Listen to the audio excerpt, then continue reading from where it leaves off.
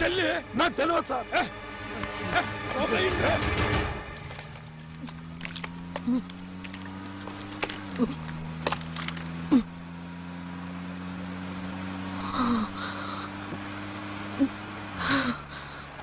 బతుకమ్మ, నిన్న రాత్రి టూర్ నుంచి వచ్చి మా ఇంటికి వెళ్ళాను. ఇంట్లో మా డాడీ, ఫ్యాక్టరీ వాళ్ళు హ్యాపీగా పార్టీ చేసుకుంటున్నారు. వాళ్ళు నేను ఎన్కౌంటర్ చేయబోతారని తెలిసి నీకు ప్రమాదం ఉందని గ్రహించి ఇక్కడికి వచ్చాను. పొద్దుటి నుంచి నీ కోసం వెతుకుతూనే ఉన్నాను. మీరు నాకు సాయం చేస్తారా? తప్పకుండా.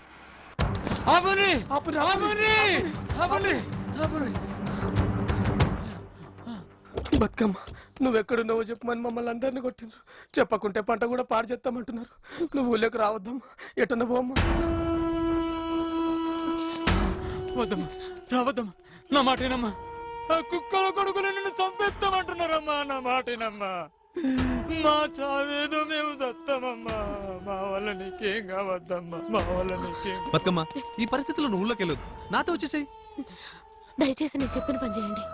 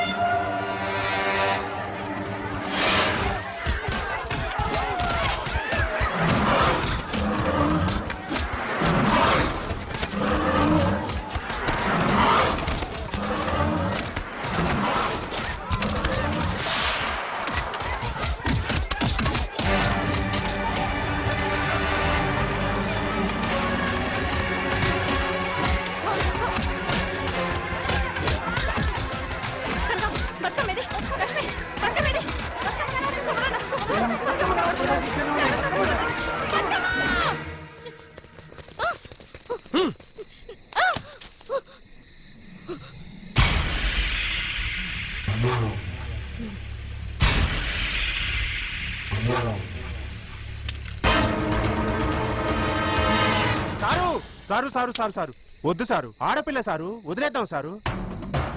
ఏంట్రా ఉన్నట్టుండి నీకు దీని మీద జాలి కలిగింది? జాలి కాదు సారు, వెనకటి రజాకర్ల జమానాల ఆడులను బట్టలు కూడా తీసి బతుకమ్మ ఆడిచ్చిరట. ఇప్పుడు ఈ బతుకమ్మను మనం చూత గట్టనే బతుకమ్మ ఆడిపిద్దాం సారు. బాగుంది బాగుంది. The famous festival of Telangana Bathukamma ఆట స్టార్ట్స్ నౌ.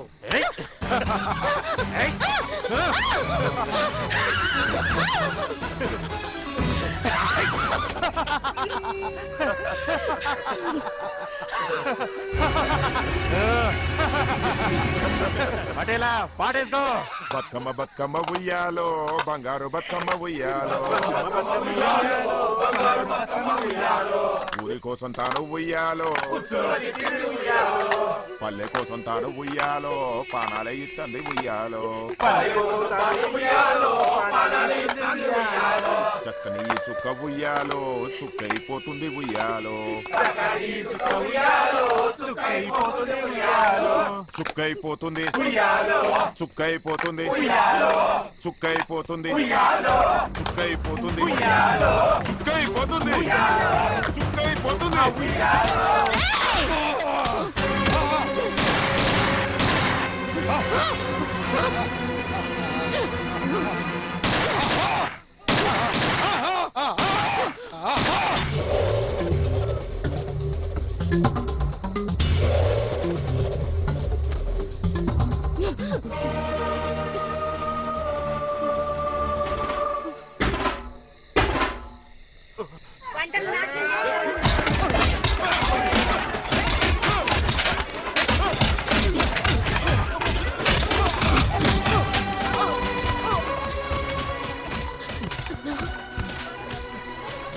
తప్పు చేస్తే సరే, అట్లనకన్నా చాలా పెద్ద తప్పు చేస్తా తల్లి.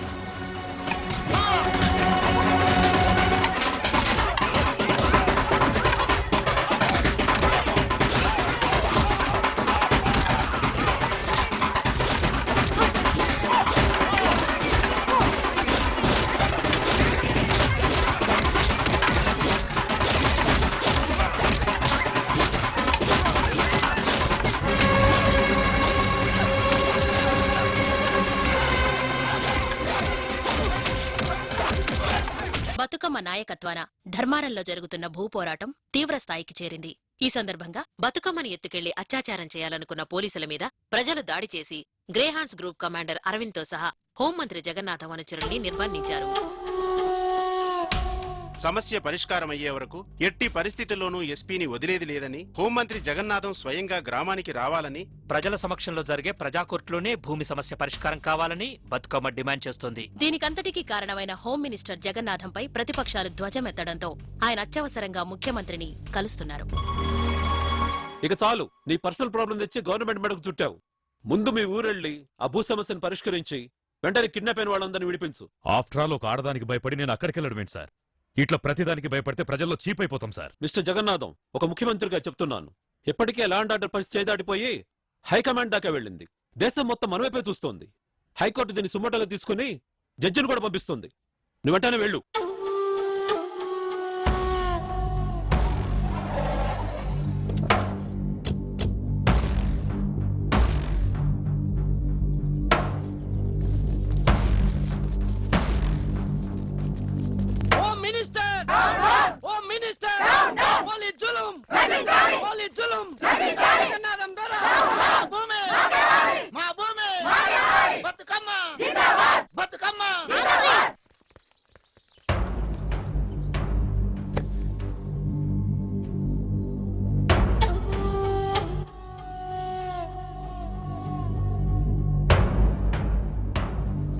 బతుకమ్మ, నువ్వు ప్రభుత్వ యంత్రాంగాన్ని, మినిస్టర్ గారి మనుషుల్ని నిర్బంధించి ఇంతమందిని ఈ చేలోకి రప్పించి పెద్ద నేరం చేశావు. దీనికి శిక్ష ఉంటుందని తెలుసా నీకు? కష్టపడి పనిచేసుకునే మాపై కక్షగట్టి పోలీసులను గూండాలను మాపై ఉసిగొల్పి మా రక్తం చిందించిండ్రు. మా మాన ప్రాణాలతో చెలగాట వాడిండ్రు. నోటికాడికొచ్చిన పంటను కోసి పడేసిండ్రు. వీళ్ళు కోసింది పంటను కాదు సార్, మా గుండెలను. ఇంతకంటే పెద్ద శిక్ష ఉంటుందా సార్ మాకు? పంట పంట అంటున్నావు. పంట నీదైతే పంట కిందున్న భూమి నాది. మర్యాదగా మా వాళ్ళందరినీ వదిలిపెట్టు. దొరా, మీ అధికారం చూపెట్టేందుకు ఇది మీ ఆఫీసు కాదు. మమ్మల్ని మాయ చేసేటందుకు మీ ఇల్లు కాదు. ఇది ప్రజా కోర్టు. మా సమస్య పరిష్కారం కానిదే ఎవ్వరు నిడిచిపెట్టేది లేదు. ముందుగాల ఈ భూమి సంగతి తెలుసుండ్రి. ఏందే నువ్వు విడిచిపెట్టేది? తన్నిడిపించుకుంటాం బిడ్డ. మర్యాద నీకేంద్ర మర్యాద? ఈ విచారణ శాంతియుతంగా జరగాలంటే అందరూ సహకరించాలి. ఆవేశకావేశాలు కూడదు. అర్థవంతమైన మాటలు కావాలి. మినిస్టర్ గారు, మీరు అధికార హోదాలో ఉన్నవారు. ఆ గౌరవాన్ని పోగొట్టుకోకండి. ఈ ధర్మారం గ్రామంలో మీరు కెమికల్ ఫ్యాక్టరీకి అమ్మదలిసిన 1000 ఎకరాల భూమికి యజమానులు మీరు కాదని బతుకమ్మ ఆరోపణ. ఈ భూమికి నిజమైన హక్కుదారులు ఈ గ్రామస్తులేనని ఆమె ఫిర్యాదు. దీనికి మీరేమంటారు?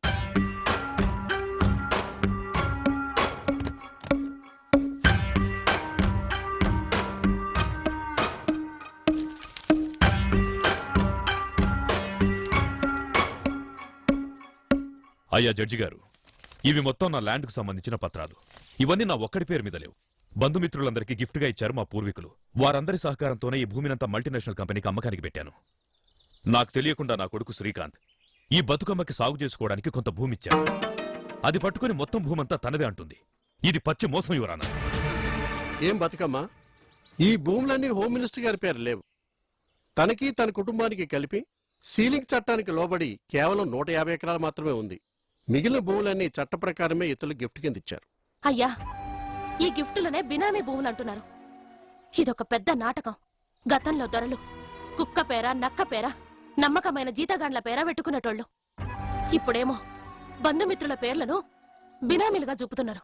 అని నీకు నువ్వనుకుంటే అయిపోతుందా? లేకుంటే అన్నలెందుకు ఎర్ర జెండలు బాతుతారు? మీరెందుకు భూములు ఇడిచిపెట్టి పట్నం పోతారు? మీరెడిచిపెట్టిన భూములు ఇక్కడ ఎందుకు పడావు పడిపోతున్నాయి? అసలే వెనుకబడిన తెలంగాణ ఇప్పుడు పడావబడ్డ భూములతో ఎడారిగా మారిపోతున్నది. అందుకే కదా మల్టీనేషనల్ కంపెనీ పెట్టి అందరికి ఉపాధి కల్పిస్తామంటున్నాం. మీరు కంపెనీలు పెట్టేది ఎవరి బాగు కోసమో మీకు తెలుసు, మాకు తెలుసు. మేము ఆ కంపెనీలను పెట్టనీయం. ఇంకొకసారి మేం మోసపోం. మా భూములను ఇడిచిపెట్టాం. మళ్ళా అదే పాట చెప్పండి సార్. చూడమ్మా, ఇక్కడ కావాల్సిన మాటలు కాదు, సాక్ష్యాధారాలు. అవి మినిస్టర్ గారి దగ్గర ఉన్నాయి. మీ దగ్గర ఏమైనా ఉంటే చూపించండి. బతుకమ్మ, మీరు ఆరోపించిన విధంగా సాక్ష్యాధారాలు లేనందున ఈ ధర్మారం గ్రామంలోని 1000 ఎకరాల భూమిని హోమ్ మినిస్టర్ జగన్నాథం గారి యాజమాన్యానికి చెందినదిగా పరిగణిస్తున్నాం. ఇంతమందిని ఇక్కడికి రప్పించి పిల్లలాటగా చేశాం. అయ్యిందేదో అయిపోయింది. వెంటనే మీరు నిర్బంధించిన వారందరినీ విడిచిపెట్టి ఈ పంటను, భూమిని జగన్నాథం గారికి అప్పచెప్పి వెళ్ళండి. లేకపోతే తీవ్రమైన చర్యలు తీసుకోవాల్సి ఉంటుంది. ఏందన్నా భలే ప్రజాకోర్టు పెట్టించిండ్రు. ఇల్లల్కంగానే పండుగ అనుకుంది పాపం పిచ్చిది. ఈ తీర్పుతో మన శనిపోయింది. ఇక మన భూములకు దోకాలేదు.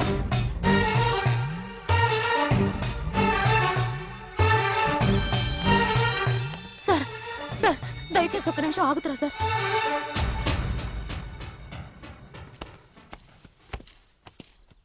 చిన్నదొర సార్, మన ఇంట్లో ఉన్న భూమిలో ఒరిజినల్ డాక్యుమెంట్స్ అన్ని తీసుకొస్తున్నాడు సార్. కుంప ముంచేశాడు సార్. సార్, ఇవి మా తాత ముత్తాతలకు సంబంధించిన భూమి పత్రాలు సార్.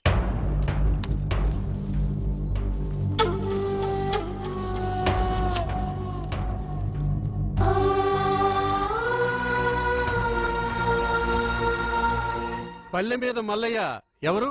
మా తాత పేరు సార్. తుపాకీ రామయ్య. నేనే సార్. మా తాత పేరు సుత రామయ్య సార్. బండి భూమయ్య. మా తాత సార్. ఇవన్నీ మా భూములకు సంబంధించిన పత్రాలు సార్. న్యాయం చెప్పండి సార్. హోమ్ మినిస్టర్ గారు, మీరు గాని మీ పూర్వీకులు గాని వీరి దగ్గర భూములు కొన్నట్టుగా పత్రాలు ఏమైనా ఉన్నాయా? I mean link documents. మన దగ్గర డాక్యుమెంట్స్ ఏం లేవు సార్. చూపించండి సార్. చూపించలేదు సార్. ఇవన్నీ మా తాత ముత్తాతల అమాయకత్వాన్ని, అజ్ఞానాన్ని ఆసరాగా చేసుకుని వీళ్ళు అక్రమంగా గుంజుకున్న భూమి పత్రాలు సార్.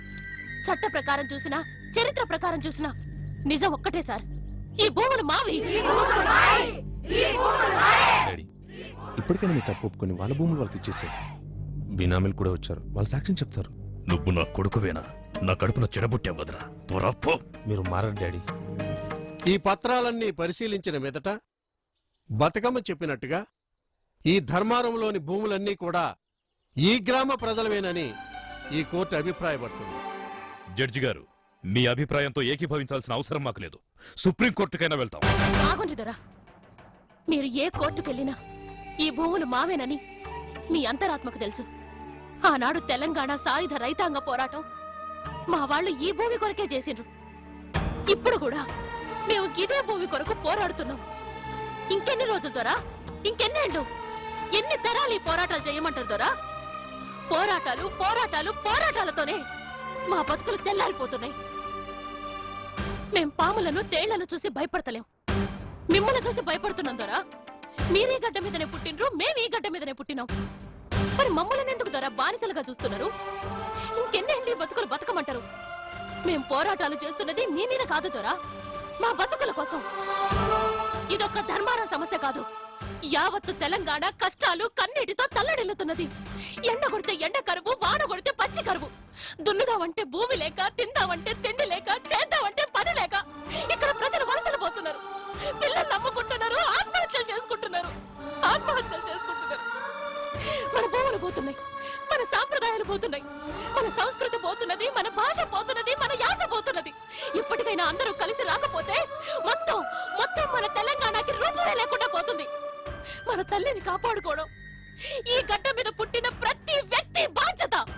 రండి, కాపాడుకుందాం, మన తెలంగాణని కాపాడుకుందాం, కాపాడుకుందాం.